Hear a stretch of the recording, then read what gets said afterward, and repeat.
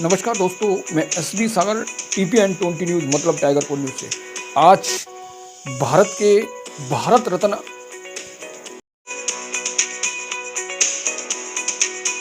शिक्षा संघर्ष, भारत के लिए सोच, संविधान क्यों लिखा, संस्कार, शिक्षा आंदोलन, इन सबसे पता उठाएंगे।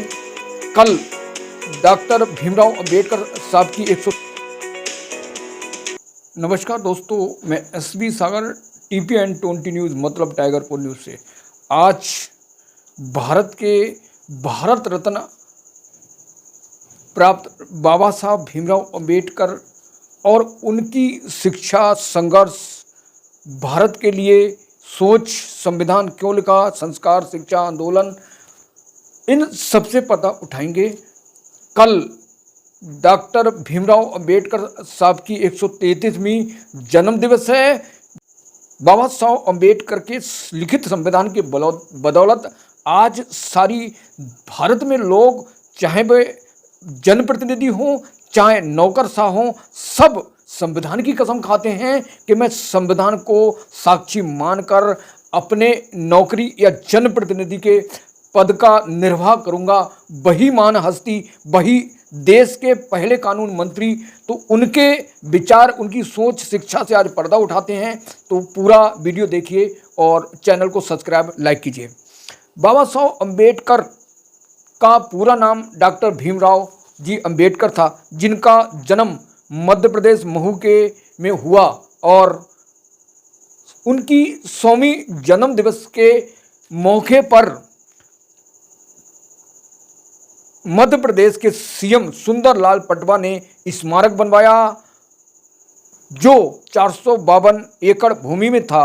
और 6 दिसंबर 1956 में महान हस्ती बाबा साहब का परिनिर्वाण दिवस हो गया। भारत के आंध्र प्रदेश और तेलंगाना में भगवान मानते हैं दलित, शोषित, वंचित लोग, उनकी याद में इन सरकारों ने स्मारक बनवाए और उनको अनावरण किया, ताकि उनका जो विचार है, उनकी विचारधारा है, उनके संघर्ष हैं, उनको जन जन तक पहुंचाया जा सके। उन्होंने दलित, शोषित, वंचित और आर्थिक रूप से कमजोर लोगों को जीवन की मुख्य धारा में लाने के लिए काम किया और उनके जो शिक्षा थी उनकी बात करते हैं। बाबा साहब अंबेडकर का जीवन क्यों बदला?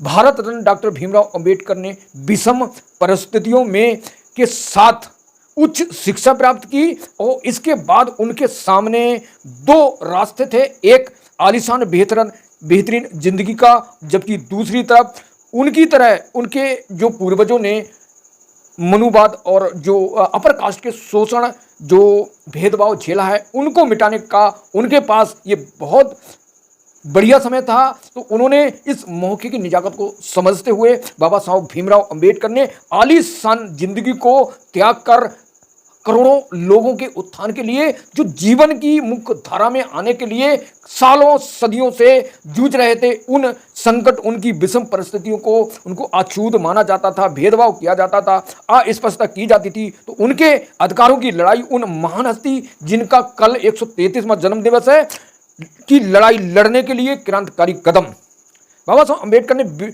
अपनी शिक्षा का सही प्रयोग करने के लिए उन्होंने समाज के दबे कुचले वंचित लोगों को, कमजोर लोगों को आर्थिक रूप से शिक्षित बनाने के लिए, उन्हें आर्थिक रूप से सक्षम बनाने की लड़ाई को चुना। और इसके साथ साथ उन्होंने पिछड़े, महिलाओं, मजदूरों, आदिवासियों की अधिकार की लड़ाई लड़ी, क्योंकि वह भारत में जातिवाद प्रथा के बारे में अच्छे से पता था, अच्छे से जानते थे कि अगर मैंने इनके अधिकारों की नहीं लड़ाई लड़ी तो ये जो हैं मेरे समाज को फिर दबाने और कुचलने का काम करेंगे। उनके जीवन काल में जातिवाद, छुआछूत, भेदभाव, असमानता का दंश उन्हें करीबी से झेला था और वह पिछड़ों के उत्थान, दलितों के उत्थान के लिए कार्य करना चाहते थे। बाबा साहब अंबेडकर मध्य प्रदेश महू, जैसा मैंने बताया, जन्म हुआ, लेकिन उनके पिता मध्य प्रदेश में रत्नागिरी में नौकरी करते थे, इसलिए वह रत्नागिरी में रहने लगे।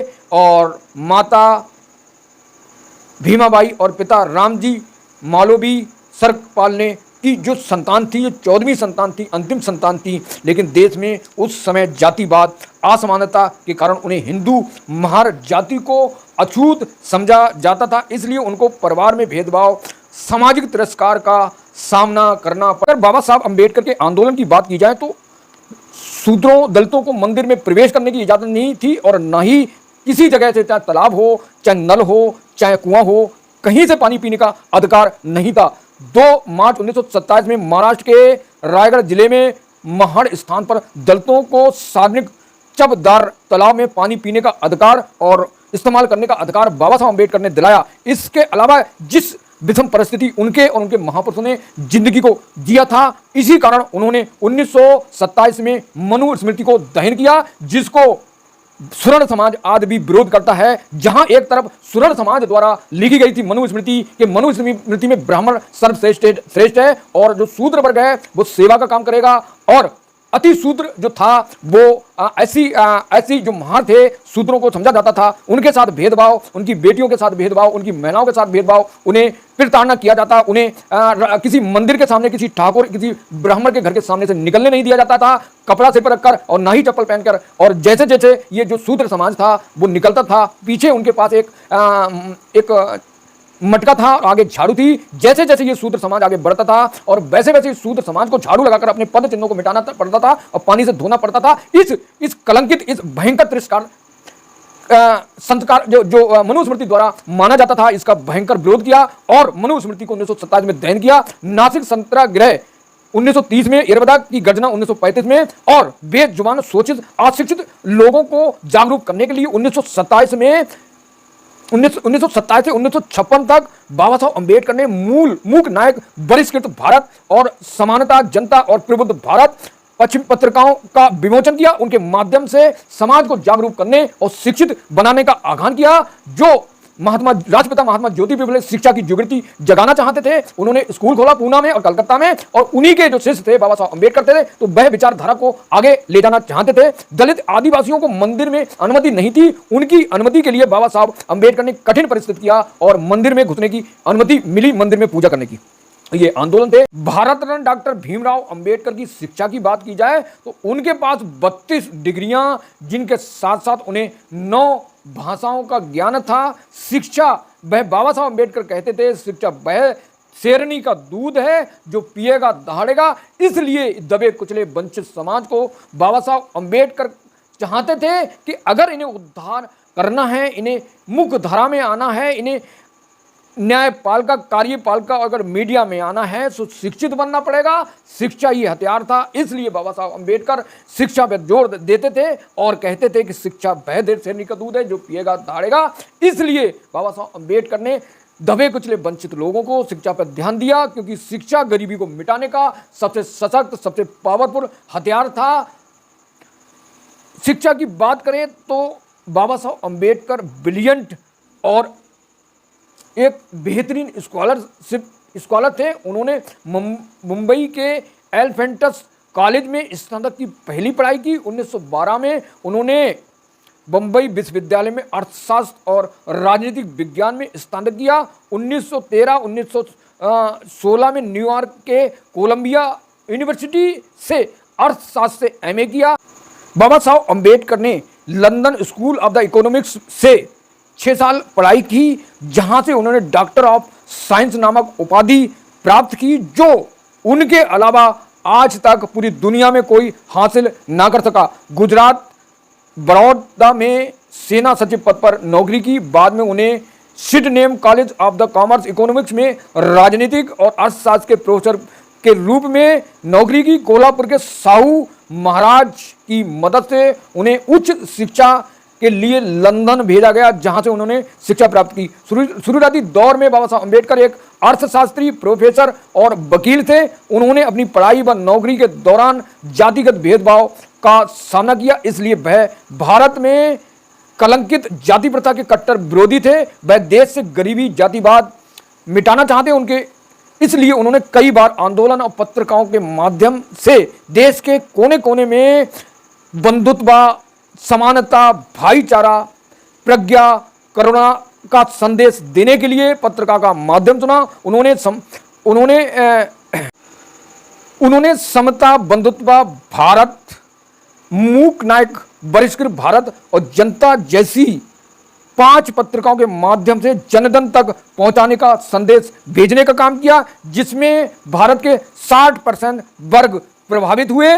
लेकिन जो समाज शिक्षित बुद्ध वर्ग बना, उन्होंने बाबा साहब अम्बेडकर की विचारधारा को अपनाकर जातिवाद, भेदभाव, छुआछूत मिटाने के नाम काम किया और उनका पुरजोर विरोध था कि लेकिन जो लोग पाखंडवाद के जाल में फंसे हैं उन्हें निकाला जाए, और जिसका वह विरोध करते थे।